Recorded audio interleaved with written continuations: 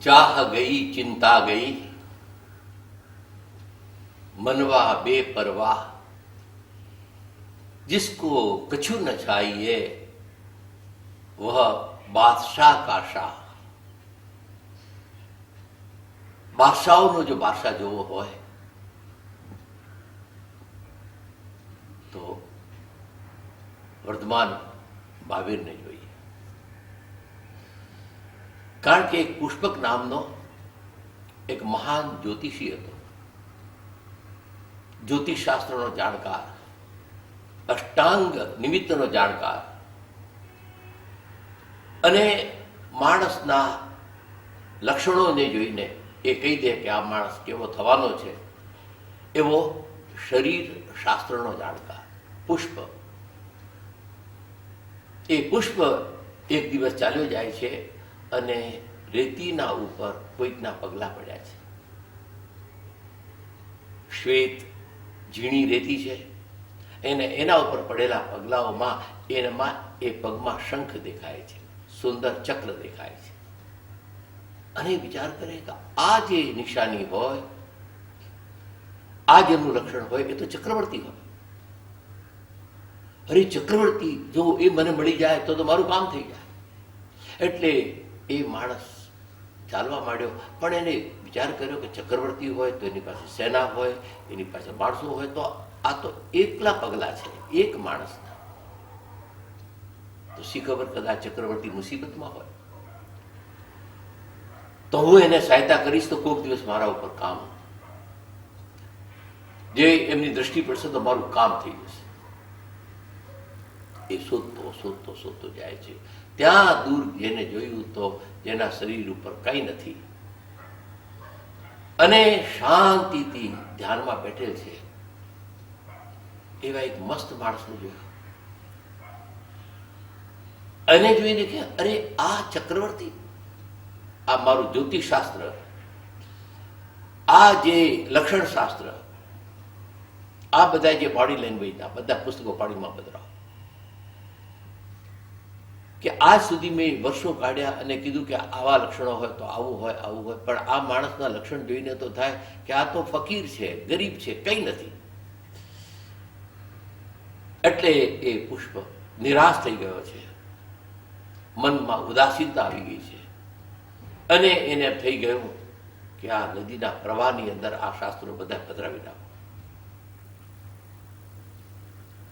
અને એ પુસ્તકો ઉપાડે છે. તે જ વખતે એક મહાન જાણકાર, એમ કહીએ તો ચાલે કે જેનામાં દેવાંશ છે એવો દેવાંશ વ્યક્તિ, એવું કોઈ દેવ તત્વ વાળો વ્યક્તિ આવીને ઉભી રહે છે. અરે ભલા માણસ કે તું શું કરે છે?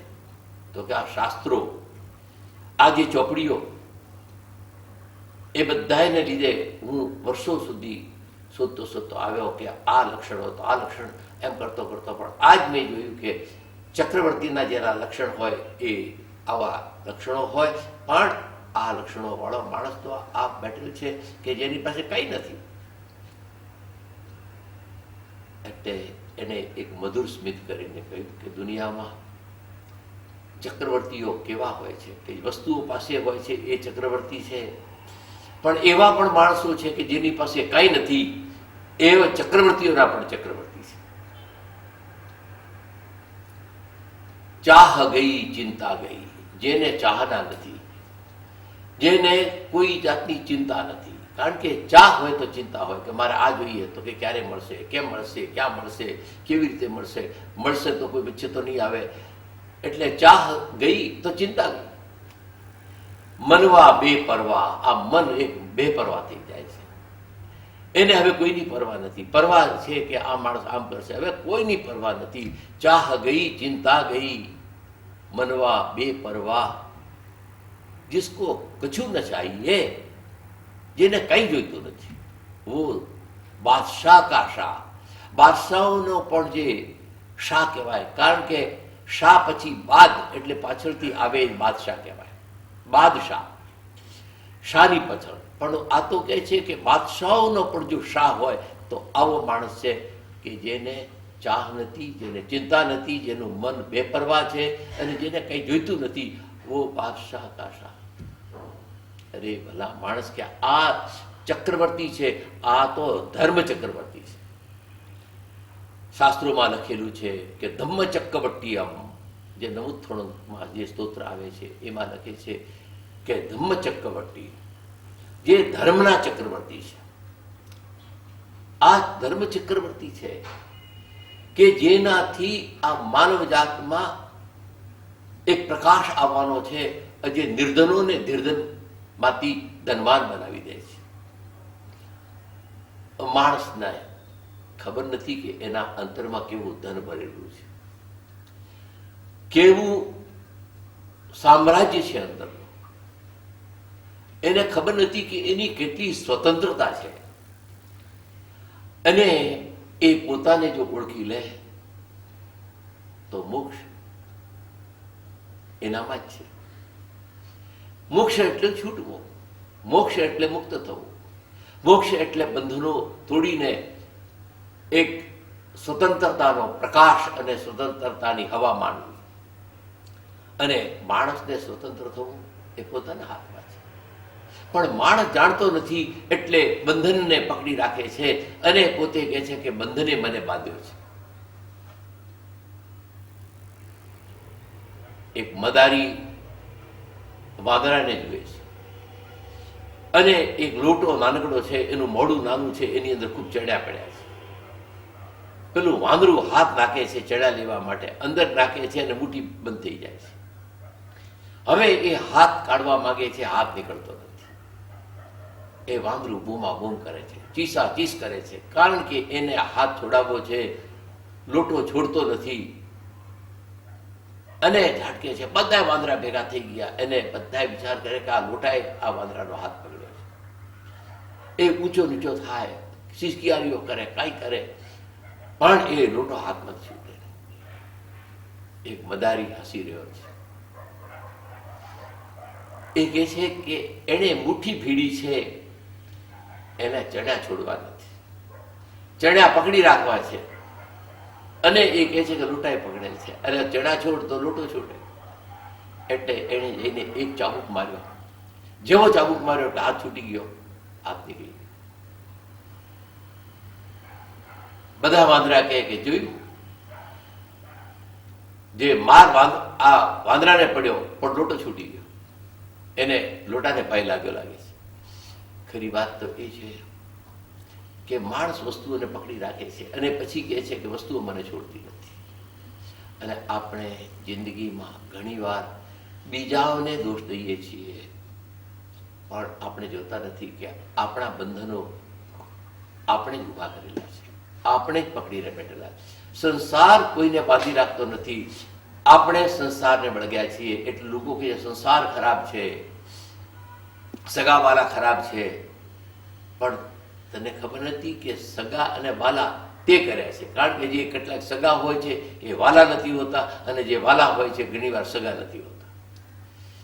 પણ આપણી જે મમતા, તો કે આ મારા સગા વાલા, અને એ વાલા ન હોય તો પણ જયારે લગ્ન આવે ત્યારે એને બોલાવવા જાય, વિનંતી કરે, પેલા કે ના આવે એટલે આંખમાં આંસુ આવે અને પગે પડી લઈ આવે.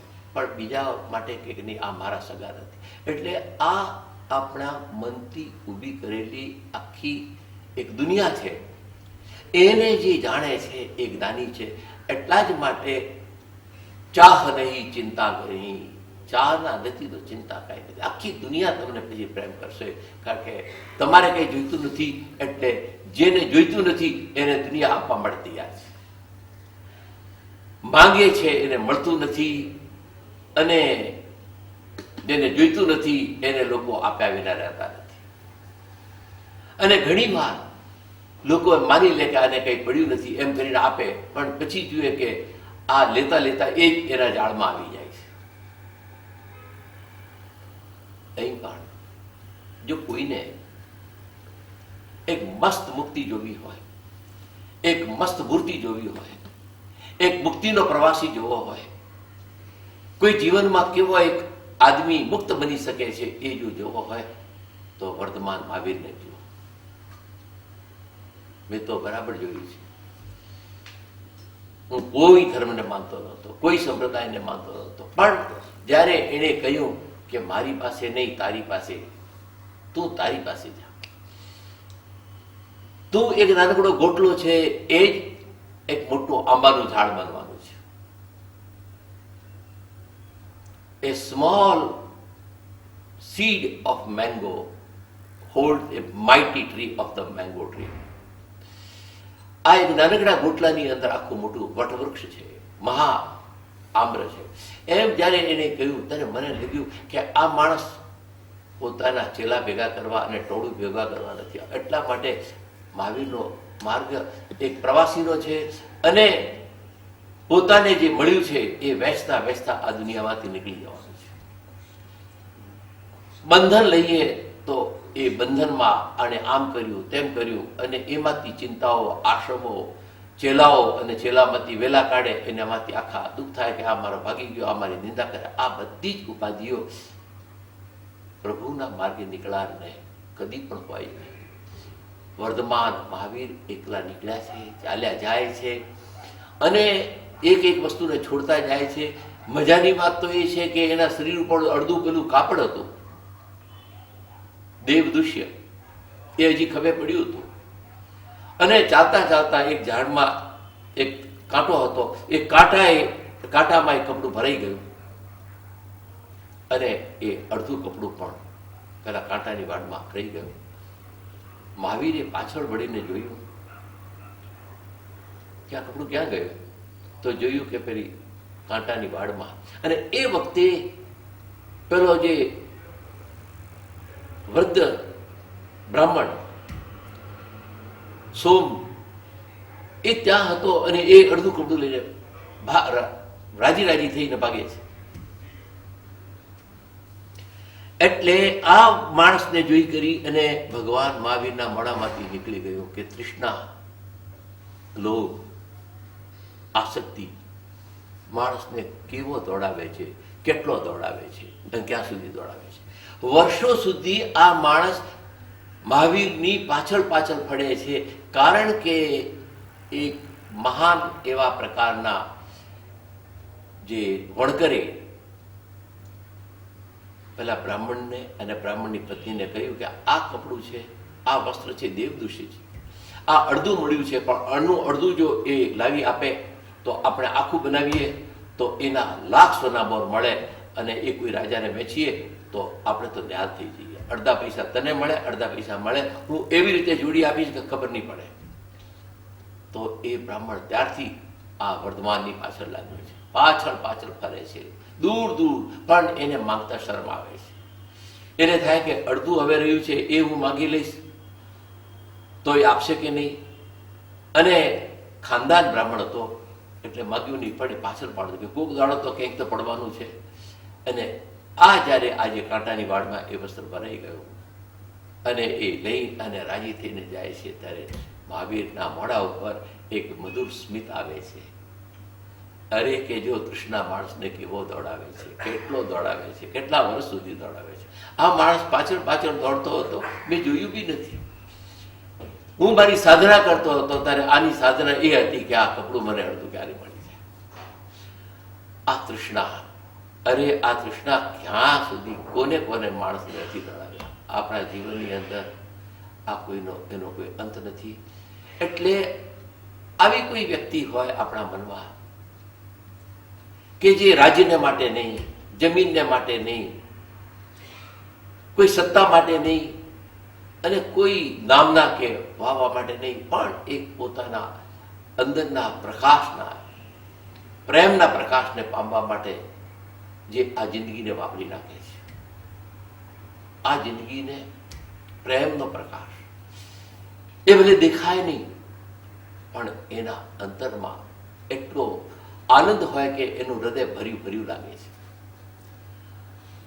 એવું કોઈ જે એક જીવન વિતાવે એ કરોડો એક રસ્તે જતા માણસોની પાછળ આ એક જુદો રસ્તે જાય છે. એટલે લોકોને કહે કે આની પાસે કંઈ નથી, પણ ખરી રીતે આની પાસે જ છે જે દુનિયા પાસે કોઈની પાસે નથી. આ વસ્તુ જ્યારે કહીએ છીએ ત્યારે એક પ્રસંગ મને યાદ આવે છે. મહાવીરની આ મસ્તી એ એક ક્ષણ માટે અડી જાય છે તો શું મજા આવે છે. જ્યારે હું જીનીવામાં હતો, ઇન્ટરકોન્ટિનેન્ટમાં આખા જગતના વિદ્વાનો ભેગા થયા હતા અને મારે અહિંસા અને અનેકાંતવાદ ઉપર બોલવાનું હતું. એ બોલ્યો અને એ દિવસ સાંજે ત્યાં રહ્યો અને બીજે દાડે સવારના મારે બોલવાનું હતું. બોલીને આવ્યો. આવીને પછી રોજના નિયમ પ્રમાણે 12 થી 3 મૌન કરું કે એ મૌનની અંદર શાંતિ મળે, સમય મળે, વાંચન મળે અને પોતાના વાણીને આરામ અને વિરામ મળે. મેં મૌન કરે. તો એ વખતે ઘનશ્યામદાસ બિરલાજી 2:45 વાગે મળવા આવ્યા અને એણે જોયું કે હું આ રૂમમાં છું એટલે એમણે પહેલા તો કે ટકોરા માર્યા અને પછી એક ચિઠ્ઠી ઉપર પોતે લખ્યું કે ઘનશ્યામ દાસ આપકો મિલના ચાહતા હૈ એમ કરીને એ ચિઠ્ઠી દરવાજા નીચેથી મૂકી. મેં એમનું નામ વાંચ્યું, ઘનશ્યામદાસ બિરલા, કારણ કે એમના પુત્ર બીકે બિરલાએ મને સ્પોન્સર કરેલું. એટલે મને થયું કે આ ઉત્તમ પુત્રના મહાન પિતા છે, એ મળવા આવ્યા છે. મેં જોયું તો ઘડિયાળમાં 2:45 થયા હતા, હજી 15 મિનિટ બાકી હતી. પણ મૌન, આપણી સાધના, એને આપણે મહત્વ આપીએ, એને ધ્યાનમાં આપીએ, એની જો કિંમત આપણે સમજીએ તો જગતના માણસોની કિંમત તો આપણે સમજીશું, સાથે સાથે આપણી સાધનાની કિંમતને આપણે ઓછી નહીં કરીએ. એટલે મેં એ ચિઠ્ઠીની પાછળ લખ્યું કે મેરા મૌન 3 બજે પૂરા હોતા હૈ. મેં એમ નથી કહ્યું કે પ્રતીક્ષા કરો. હું જાણું છું કે આવા મોટા માણસ આટલી 15 મિનિટ બેઠા નહીં રહે. એ ચિઠ્ઠી પાછી મોકલી દીધી અને બરાબર 3 થયા એટલે મને થયું કે લાવ જરા જોઈ તો લઈએ. જેવો દરવાજો ખોલ્યો ત્યારે ઘનશ્યામદાસજી બિરલા ત્યાં બેઠા હતા. એક બે મળ્યા, સ્વાગત કર્યું, અંદર બોલાવ્યા, રૂમમાં બેઠા, ઘણી વાતો કરી અને મેં કહ્યું કે આ સેકન્ડ સ્પિરિચ્યુઅલ સમિટ કોન્ફરન્સમાં આવવાનું અને આવા માણસોને અહિંસાની આ વાત કરવાનું જે પુણ્ય અને સૌભાગ્ય તમારા પુત્રને મળે છે.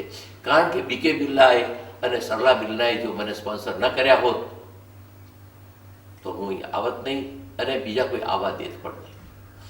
અને મને પણ આવા જગતના મહાન વિદ્વાનો કે જેની પાસે 3 PhD હોય એવા માણસો બોલનારાઓને જોવાનો ને મળવાનો અવસર આવત નહીં. અને આ સુધી હું ગર્વમાં હતો કે કેટલા માણસો મને ભેગા થાય, પણ જ્યારે આવાઓને જોયા ત્યારે થઈ ગયું કે આ જ્ઞાનથી ભરેલા માણસો પણ કેવા સરળ, સાદા અને સહજ રીતે છે. માન મીણની જેમ ઓગળી ગયું. આ બધું પુણ્ય તમારા પુત્રે. ઘનશ્યામદાસજી હસ્યા. પછી મેં એમને પૂછ્યું, મેં કીધું આપ आए हो, आपके पास कोई प्रश्न है, आपको कोई पूछना है? એમને કહ્યું કે મુझे उत्तर मिल गया. તો એ વૃદ્ધ પુરુષને મેં જોયા. મેં કીધું આપકો ઉત્તર, જેણે ગાંધીજીએ ખૂબ સહાયતા કરી હતી ને એક બિરલા કે જે માણસ આવો એક દુનિયાનો આપણા દેશના ધનપતિઓમાંનો એક કહે છે કે મને उत्तर મળી ગયો. क्या मिल गया? तो मैंने कहा कि आपको क्या मिला, मुझे समझाइए. मैंने कहा घनश्याम दास को मिलने के लिए लोग कतार में खड़े रहते हैं, बहुत लोग मिलने को आते हैं. तो इस आदमी के पास क्या है जो घनश्याम 15 मिनट से यहां बाहर बैठा है. मैं सोच रहा था कि मुझे मिलने के लिए इतने लोग आते हैं, पर वही आदमी जिसके पास कुछ नहीं है, हमारे पुत्र ने जिसको स्पॉन्सर किया उस स्पॉन्सरशिप से आया, इसके पास क्या है जो मैं 15 मिनट से बैठा हूं. तो सोचते सोचते ડાયા માણસોમાં કેટલી ઊંડાણ હોય છે, કેટલી સમજણ હોય છે એ વિચારવાનો. બીજો હોય તો કે આ 15 મિનિટથી મને બેસાડી રાખ્યો, આ ઊંધો પડે. પણ આ મહાપુરુષ, આ કેવા સારા સારા પુરુષો, કેવી સમજણવાળા હોય છે. એ પોતે વિચાર કરે કે આની પાસે શું કે જેને લીધે હું 15 મિનિટથી બેઠો છું. तो मैंने सोचा कि इस आदमी के पास जो ज्ञान है, जो 3000 आदमियों को स्टैंडिंग ओवेशन करने के लिए लालायत कर दिया। જ્યારે જે એપ્રિલ 1 દાડે જ્યારે કોન્ફરન્સ ખુલી અને જ્યારે મને પ્રાર્થના કરવાનું કહ્યું અને 20 મિનિટ સુધી અહિંસા અને એકાંતવાદ ઉપર એક ધારો જ્યારે પરમાત્માના પ્રકાશમાં હું બોલ્યો, આખી સભાએ ઊભા થઈને સ્ટેન્ડિંગ ઓવેશન, 3000 માણસો દુનિયાના સ્કોલરો ઊભા થઈને स्टैंडिंग ओवेशन आपकी।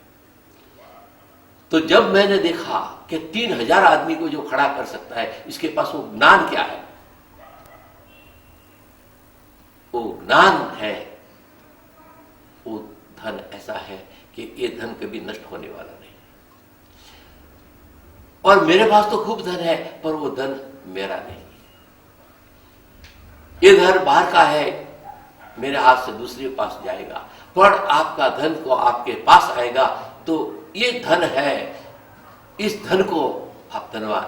मैं बिरला जी ने कीधु कि आपने तो मुझे धनवान बना दिया, आपने तो मुझे धनवान बना दिया। मैं जानता था कि मैं कुछ हूं, पर आपके आने से और आपके कहने से हमको पता लगा कि ये धन क्या धन है। ये आपकी समझ के लिए मुझे बहुत भाव है और सद्भाव है। आप सच्ची विद्वान है कि जो आप इस तत्व को देख सके हो। ત્યારે મને એમ થયું કે દુનિયામાં આવા માણસો છે કે જે લોકો નિર્ધનને પણ ધનવાન બનાવી શકે છે, ત્યારે અહીં પણ ભગવાન મહાવીર એ એવા ધનવાન છે કે જે ધનને આ લીધે આ પોતે આખા એ સમ્રાટના સમ્રાટ છે, એટલે એનું નામ ધમ્મચક્રવર્તીયમ, એક ચક્રવર્તી કેવા છે, ધર્મના છે। એમ જ્યારે પેલા પુષ્પકને એમને કહ્યું ત્યારે પુષ્પક એમના પગે પડ્યો અને એને કહ્યું કે મહાવીર, તમારા શરીર ઉપર વસ્ત્ર નથી, પણ જેને પોતાનું આત્માનું સૌંદર્ય છે એને ઢાંકવા માટે કંઈ જોઈતું નથી, જેના ગગન તો ઓઢણું છે અને ધરતી જેની પથારી છે, એવા પ્રભુ મહાવીર આપને વંદન હો, આપને વંદન હો, આપને વંદન હો।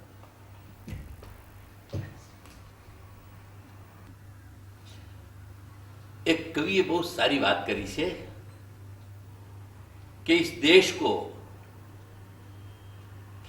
आ देश ने इस देश को खतरा दुश्मनों से नहीं, गद्दारों से खतरा है। गादी ऊपर बैठेला एनाथी डरवानो छे, दुश्मनोथी नहीं। गादी ऊपर बैठेला लोको લડતા હોય, લડાતા હોય। જેવું શાંતિનું વાતાવરણ થાય ત્યારે અમેરિકાનો પ્રેસિડેન્ટ વિચાર કરે કે હવે કંઈક યુદ્ધ નહીં કરીએ તો આપણને આ લોકો વોટ દઈને ઉડાડી દેશે, એટલે કંઈક ઉપદ્રવ કરી અને યુદ્ધ ચાલુ રાખે, એટલે લોકો ગભરાઈને પાછા એકતા થાય। इस देश को दुश्मनों से नहीं, गद्दारों से खतरा है। खजाने को चोरों से नहीं, પહેરેદારો સે ખતરા હે। આ જે ખજાના છે એ ચોરો નથી આવી શકતા, પણ આ જે ખજાનચીઓ થઈને બેઠા છે, ફાઇનાન્સ મિનિસ્ટરો થઈને બેઠા હોય, એટલે એ એવા માણસો છે। પહેરેદારો સે ખતરા, આ પહેરેદારો છે એનાથી ચેતવા। धर्म के विषय में कुछ अक्ल की सावधानी है, कुछ समझदारी की आवश्यकता है। धर्म को नास्तिकों से नहीं, गद्दारों से खतरा है। आ धर्म ने नास्तिकों तो आपता ज नहीं, अने ए कोईनी निंदा करता नहीं, ए के बहमत नहीं। गद्दारों से गादीओ ऊपर बैठा है, गादी तरीके एना थे कि हमारी गादी मोटी, आनी गादी मोटी, एटले कोई दाड़ो ए लोको बेसीने साथे बात न करे, कारण के एकबीजाने पोताना स्पर्धी प्रतिस्पर्धी माने। एटले आ समझवानुं छे, आ त्रणेयथी जे पर जाए अने प्रेम अने अहिंसा में जेनुं जीवन उतारे એને મહાવીર જડે, એને મહાવીર દેખાય, એને મહાવીર સમજાય અને એને મહાવીર ગમે. જ્યાં સુધી માણસને સત્તા જોઈએ છે, જ્યાં સુધી ધન જોઈએ છે, જ્યાં સુધી માન અને મોભો જોઈએ છે, જેને આશ્રમ અને મકાનોની સ્વામિત્વ જોઈએ છે, એનું એ મહાવીરનું નામ લેશે, પણ એનું કામ અને એનો પ્રેમ નહીં મળે. ભાઈઓ, ભગવાનનું નામ લેવાથી આપણે ભક્ત નથી બનતા. પોપટ પણ રામ રામ બોલે છે. પોપટ પણ એમ બોલે કે બિલાડી આવે તો ઉડી જાઉં, ભાગી જાઉં, પણ એને ખબર નથી બિલાડી કોણ છે. એમ ઘણા લોકો ભગવાનનું નામ લે, પણ ભગવાન સામે બેઠા હોય, ફોટો રાખ્યો હોય અને એ ફોટાના નીચે જ ભગવાનના સોગંદ ખાય ને લોકોના જે એમ કહેવાય કે ગળા કાપતા હોય, છેતરપિંડી કરતા હોય, અને એને લાગે કે ભગવાનનો ફોટો મેં અહીં રાખેલ છે, એના કરતાં ભગવાનનો ફોટો રાખીને આ કરું એના કરતાં ન રાખું તો સારું. કારણ કે લોકો એમ માને કે આ માણસ ભગત લાગે છે, વિશ્વાસ માણસ છે, અરે કેવો માણસ છે, પણ એના પ્રાઇવેટ જીવનમાં તમે જુઓ તો ગરીબો પ્રત્યે દયા ન હોય. હજારો લાખો લોકોને ઉડાડી દે, પણ કોઈ માણસ પોતાનો સાધર્મિક દુઃખી થતો હોય, પોતાનો સગોવલો હોય તો કે એના કર્મ છે. કારણ કે એને દયાનું ઝરણું હજી ફૂટ્યું નથી.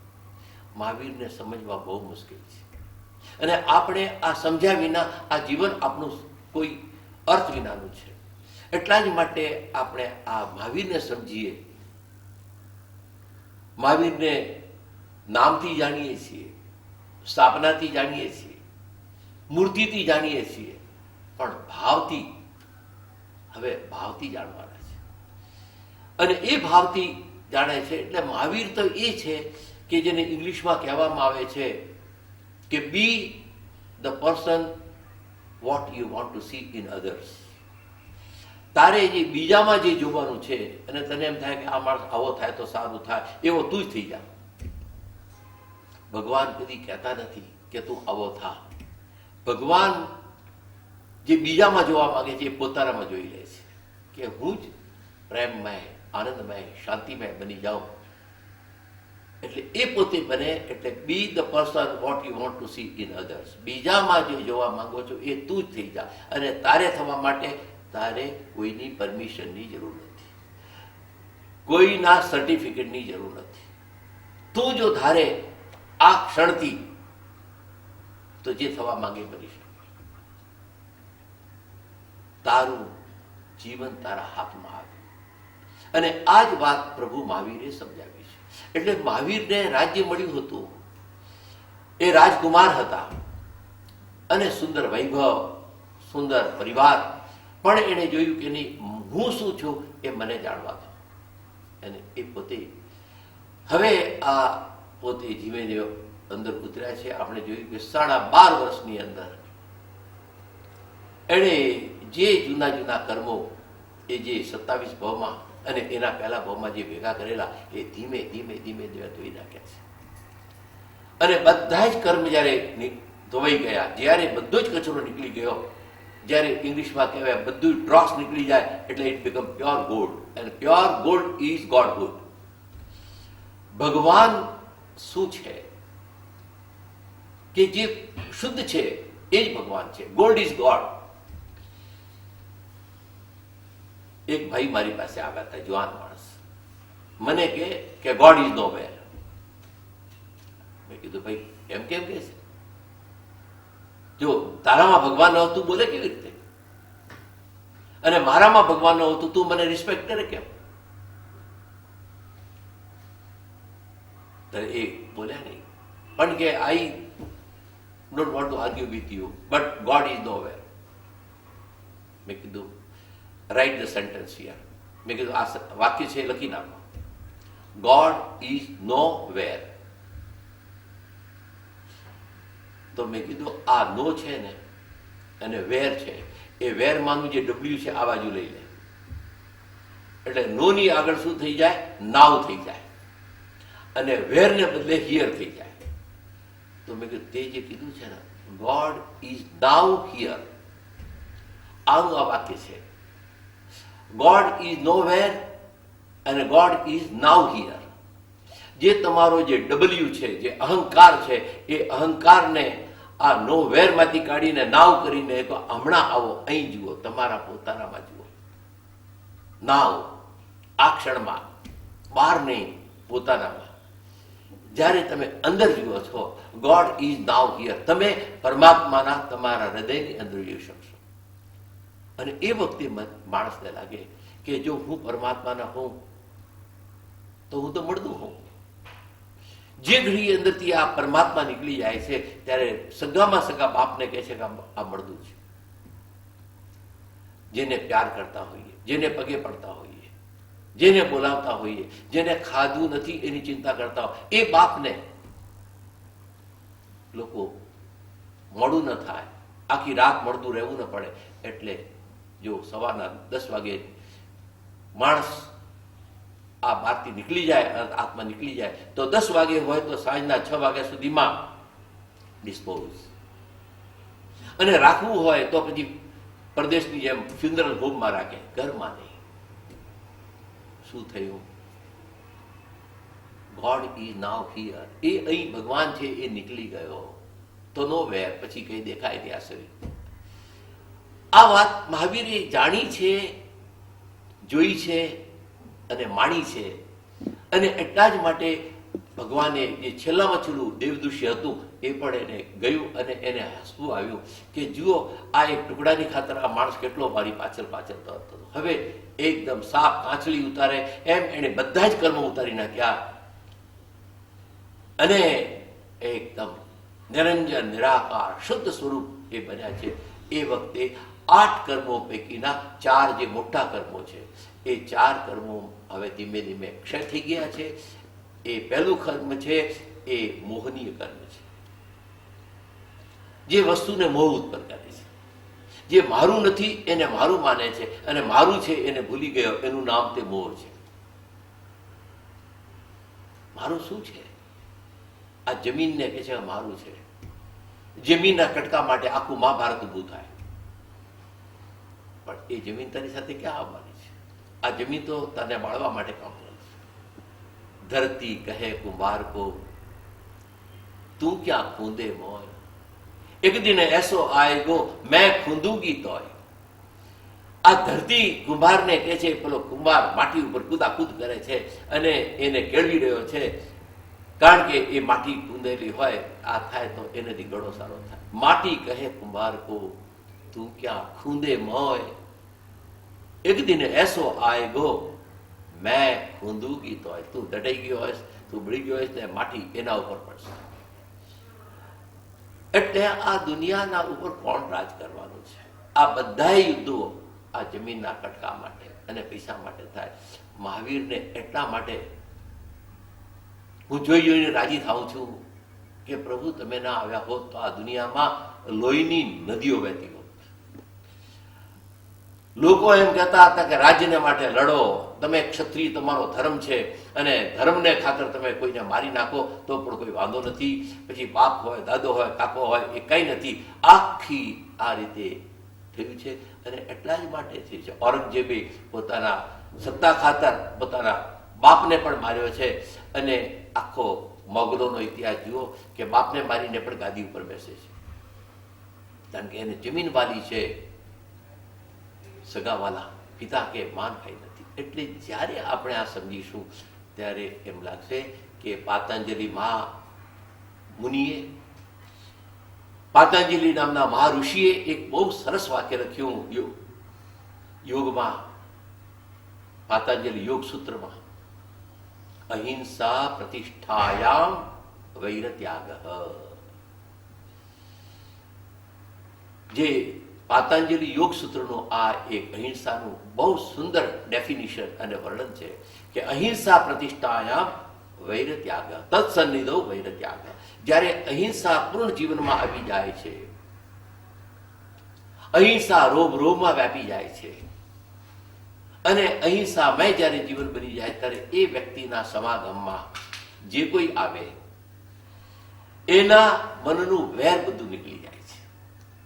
અને એટલા જ માટે મહાવીરની નિકટમાં કોઈક વાર સિંહ પણ આવે અને કોઈક વાર બકરું પણ આવે, કોઈક વાર ગાય પણ આવે અને કોઈક વાર વાઘ પણ આવે, કોઈક વાર શ્રીમંત પણ આવે અને કોઈક વાર નોકર પણ આવે, કોઈક વાર બિલાડી પણ આવે અને કોઈક વાર ઉંદર પણ આવે.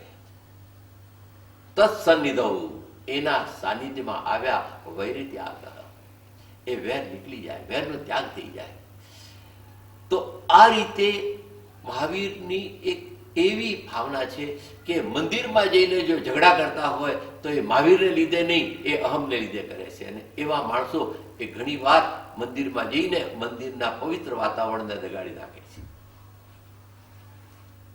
એક ભાઈ હમણાં આવેલા તો મને કહે છે કે હું તો ગયો તો જાત્રાએ, પણ ગળદી બહુ હતી. મેં કીધું ભાઈ ત્યાં તો ધમાધમ થતી હતી. અરે કે સાહેબ તમે જાણો છો, હું તો દર્શન કરી આવ્યો. મેં કીધું કેવી રીતે કરી આવ્યા? કે આપ તો જાણો છો, 500ની નોટ પેલા મોટા પૂજારીને મેં આપી.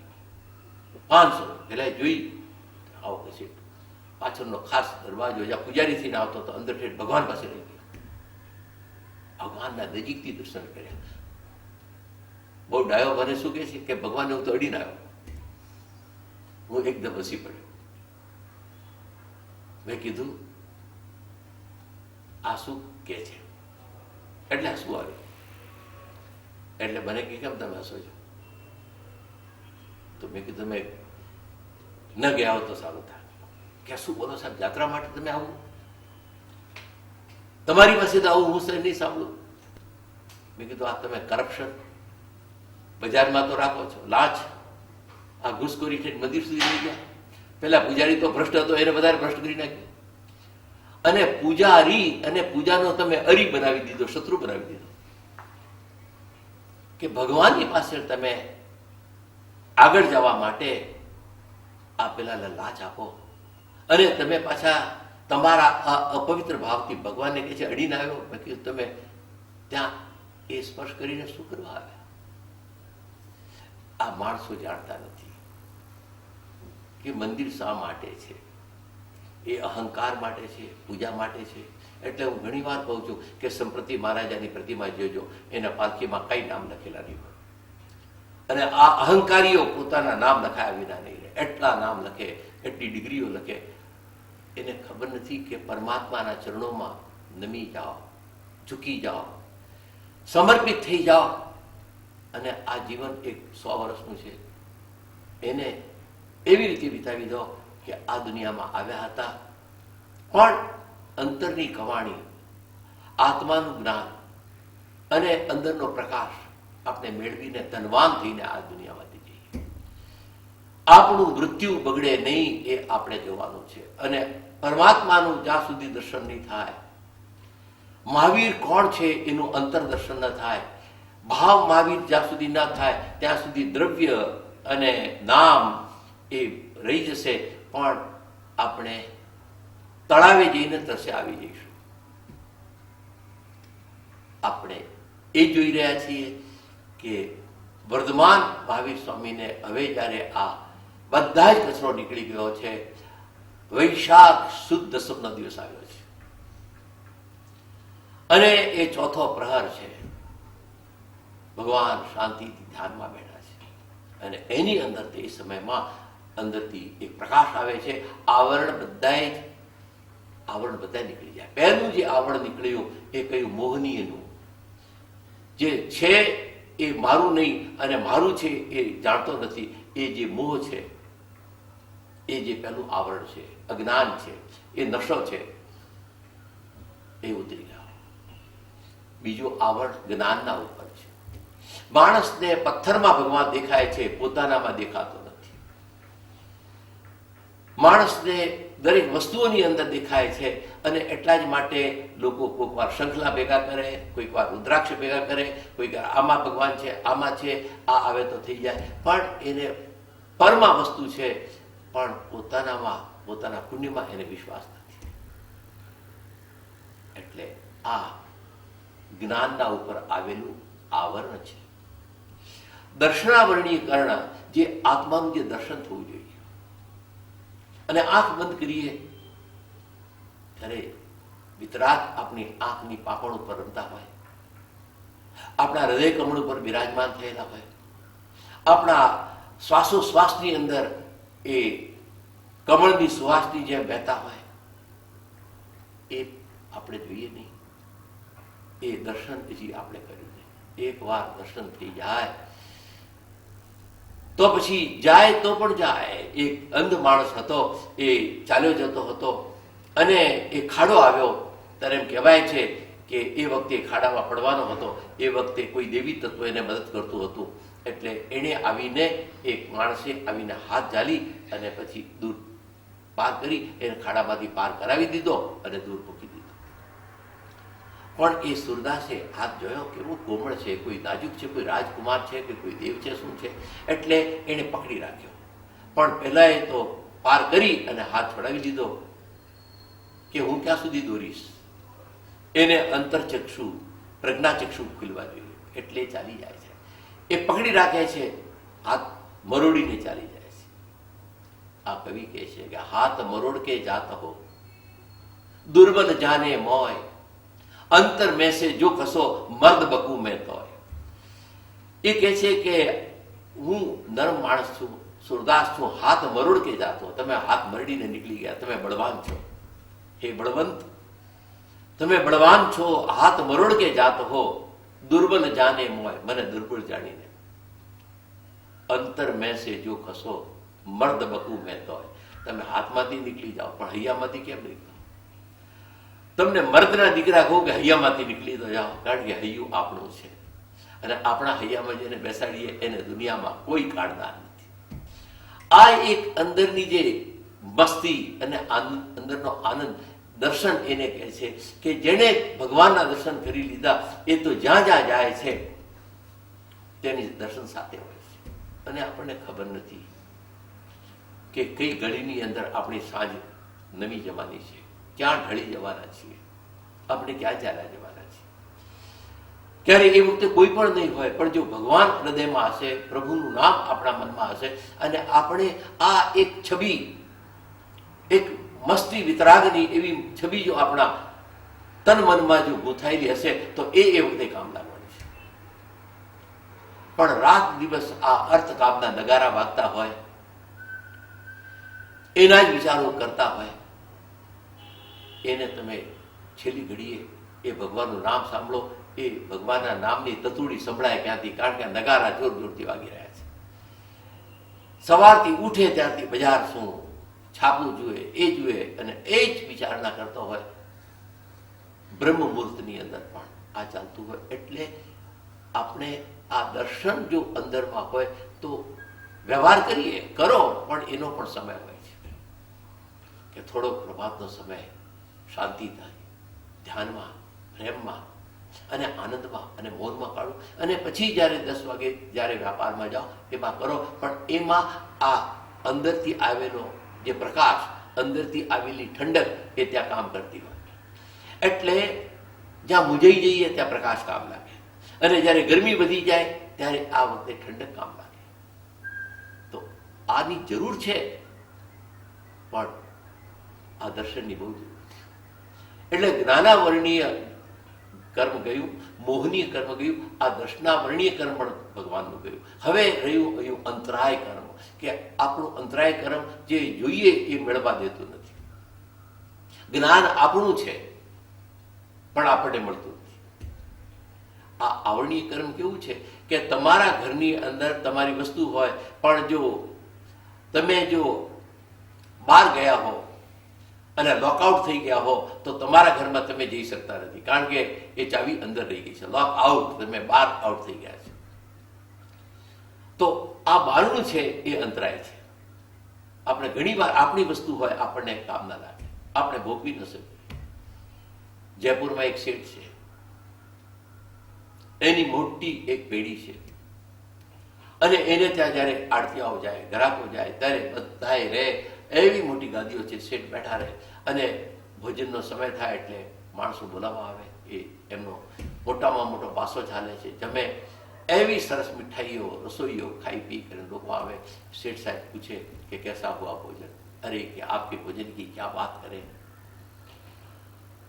इतनी सुंदर रसोई बनाई थी, बादाम पिस्ता और द्राक्ष का साग बनाया था, कलाकंद था, बहुत अच्छी बात। આ શેઠ સાંભળે એ અંદરના અંદર દુઃખી થાય, બહારથી સુખી થાય, અંદરથી દુઃખી થાય કે આ લોકો મારા બેટા મારે ત્યાં મજા કરી જાય છે, પણ હું જ્યારે ખાઉં ત્યારે મને ઝાડા જ થાય છે. કબહી કે કષ્ટે ધનપતિ થાવે, અંતરાય પડાવે, રોગી પરવશ અન્ન અરુચિ, ઉત્તમ ધાન ન ભાવે. જ્યારે કોઈક વાર અંતરાય કર્મ આવે છે ત્યારે એ અંતરાય કર્મમાં હોય ખરું, પણ ભોગવી ન શકે. કબહી કે કષ્ટે ધનપતિ થાવે, કેટલાય વાર મહેનત કરીને આ તેમ કરી આખી જિંદગી વાપરીને ધનપતિ થઈ જાય, પણ વાપરી ન શકે. એ બીજા માટે, દીકરા માટે, એક બિચારો મારો દીકરો, જાણે દીકરો અપંગ કે આંધળો કે બોબડો હોય એમ સમજીને એના માટે ભોગ કર્યા છે, એની ચિંતા કર્યા. એટલે તારો દીકરો સારો છે, તારા કરતા સારો છે, તારી પાસે કોઈ નહોતું પણ એની પાસે જ્ઞાન છે, પણ નહીં, એ સૂર્યની મોહ છે, અંતરાય કર્મ છે. એટલે કીધું કે જે માણસ જ્યારે અંતરાય કર્મ આવે છે ત્યારે એ જોઈ શકતો નથી કે આ વસ્તુ કેવી રીતે ચાલી જાય છે, ત્યારે એને એક જ કહે છે કે કબહી કષ્ટે ધનપતિ થાવે, અંતરાય ફળ આવે, રોગી કા પરવાસ, કોઈ અન્ન અરુચિ, ઉત્તમ ધાન્ય ન પાવે. આ જયપુરના શેઠ દુઃખી થાય કારણ કે એને અંતરાય કર્મ હતો. એ ભગવાન મહાવીરના અંતરાય કર્મ પણ ખલાસ થઈ ગયા. ચારે ચાર કર્મ કયા અને જેવા કર્મ નીકળી ગયા, આખું અંતરનું આકાશ નિર્મળ થઈ ગયું, કોઈ વાદળ નહીં. એ વખતે ભગવાનને વૈશાખ સુદ દસમને દિવસે રુજુવાલિકા નદીને કિનારે ગોદોહ આસનની અંદર બેઠા છે અને ભગવાનને કેવળ જ્ઞાન થાય છે, કેવળ જ્ઞાન થાય છે, શુદ્ધ જ્ઞાન થાય છે, પરમ જ્ઞાન થાય છે. એ પરમ જ્ઞાનને આપણા વંદન હો, એ જ્ઞાન આપણો પ્રકાશ હો, એ આપણો પંથ અને માર્ગદર્શક. જય